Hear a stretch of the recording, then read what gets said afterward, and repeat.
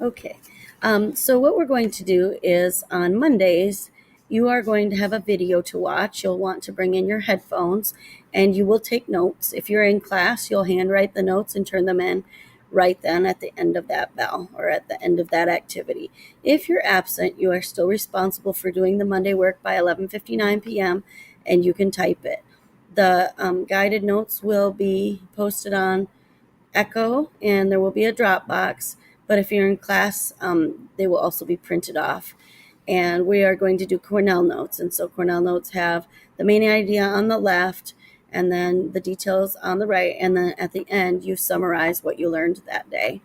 And we're going to do them in cycles. So we've already had cycle one.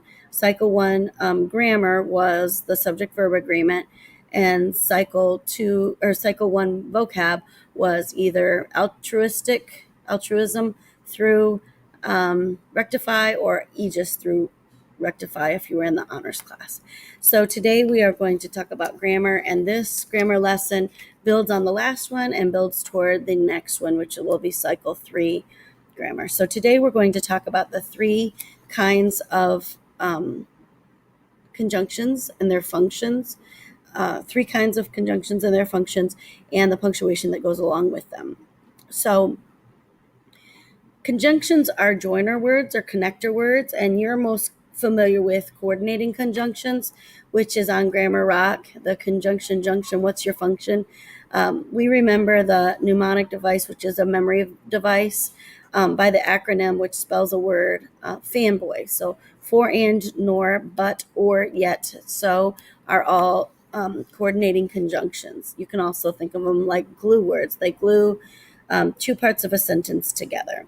And so usually they're equal, like it's a complete thought on this side and a complete thought on this side, but you've got a connector word, a coordinating conjunction, a glue word in the middle. So my example is classes that are part of the humanities come easily to me, but, which is our coordinating conjunction, classes that are part of the sciences are difficult. So what I want you to do in the lined part at the bottom of your first page is I want you to write your own sentence. Use one of those coordinating conjunctions. There are more than just fanboys, but you can use one of the fanboys: for, and, nor, but, or, yet, so.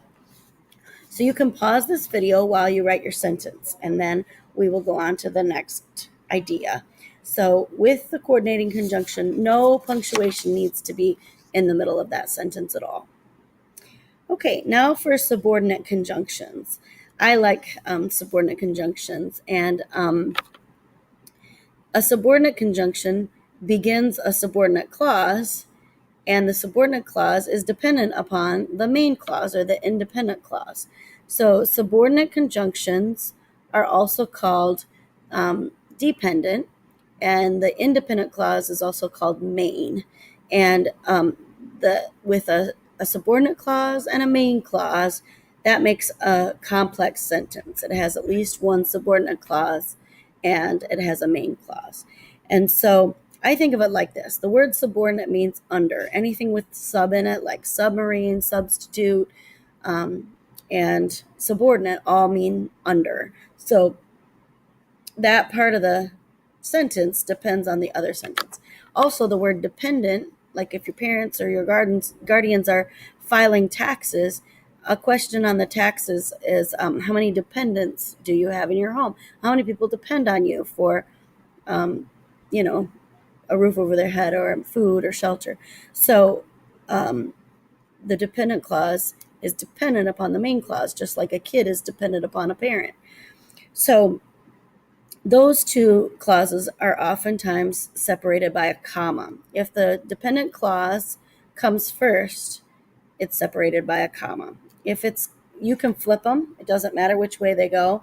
But if the dependent clause is last, you don't need a comma. And that's in your notes. So I have an example. As far as my grade is concerned, comma, I just need to spend a little more time studying for my quizzes. So as far as my grade is concerned is not a complete thought on its own. That's a dependent clause. And dependent clauses always start with a dependent or with a subordinate conjunction. So could you circle that? What is it? Right. As far. So as far is the subordinate conjunction, and it starts the subordinate clause. Those two clauses are separated by a comma, and the main clause is a sentence on its own. I just need to spend a little more time studying for quizzes. That's a complete thought. Now, if we flipped it, I just need to spend a little more time studying for quizzes as far as my grade is concerned, then you wouldn't have to put a comma between the two.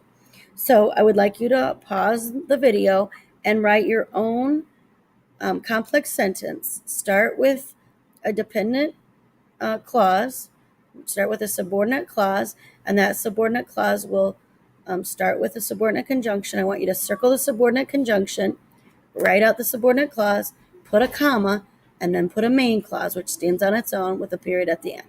So go ahead and pause the video while you do that, and then we'll go on to the last one we're going to talk about today.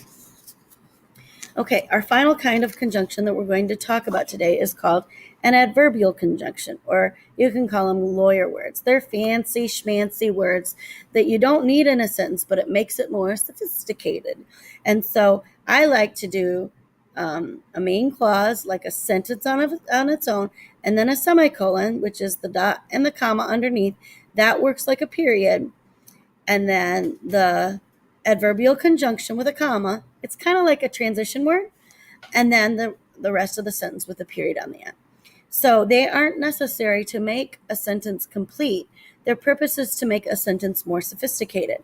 The words that function as adverbial conjunctions in a sentence are words like therefore, moreover, consequently, however, finally. All of those transition words we are using like adverbial conjunctions.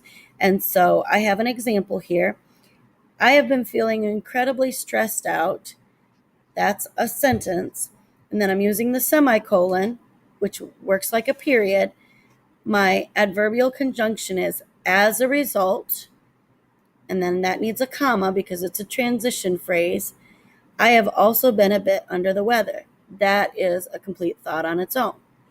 So we have a complete thought, a semicolon, which works like a period, your adverbial conjunction, which is just that fancy schmancy word, a lawyer word, a comma after that, and then another complete thought with a period at the end.